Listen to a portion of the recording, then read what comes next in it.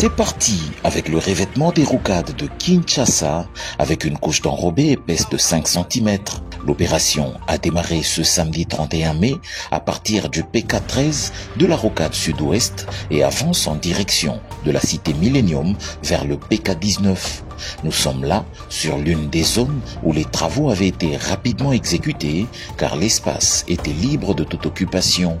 À son arrivée sur les lieux, le ministre des Infrastructures et Travaux Publics, Alexis Gisaro Mouvouni, venu assister à cette étape cruciale de cette réalisation du gouvernement de la République, est accueilli par le directeur général de l'Agence congolaise des grands travaux, structure qui est son maître d'ouvrage délégué sur ce projet, l'ingénieur Nico Nzaou.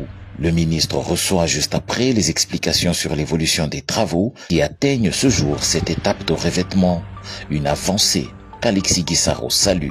C'est pour nous un pas qu'il fallait marquer parce que nous entrons dans une phase nouvelle.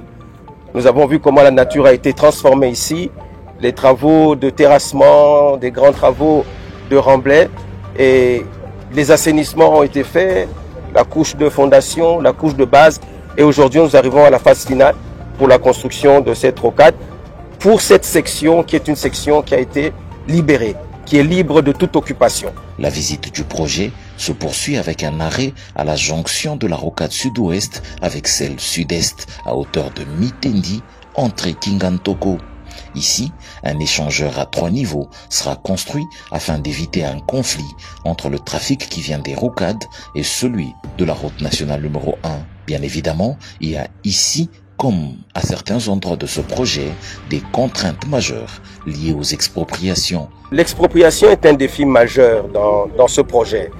Le gouvernement a mis en place une commission avec nos collègues, la ministre des Affaires foncières, qui est la personne qui porte, ou la ministre qui porte le projet, du moins dans sa dimension, dans son volet expropriation. Nous l'accompagnons bien sûr dans cela parce qu'il y a toute une commission qui est mise en place et nous osons espérer que effectivement des solutions rapides seront trouvées parce que nous avons la crainte de vivre une situation où les entreprises ne savent plus avancer parce que l'expropriation prend du retard.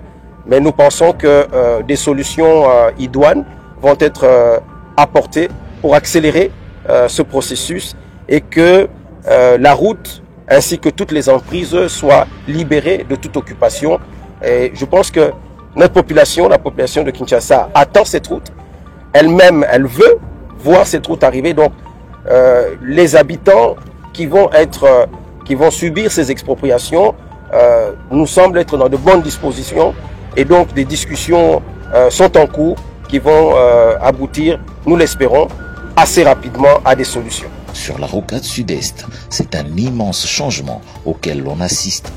Une ouverture de l'emprise avec un rechargement en cours a été pratiqué du PK11 plus 500 au PK37 plus 500, soit 26 km concernés.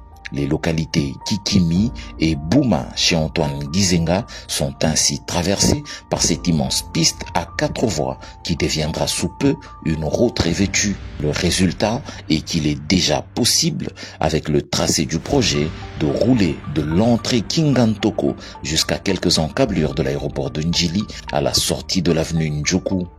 Le planning des travaux prévoit un revêtement complet de 73 km d'ici à fin 2017. Un pari que tient à relever à tout prix l'Agence congolaise des grands travaux.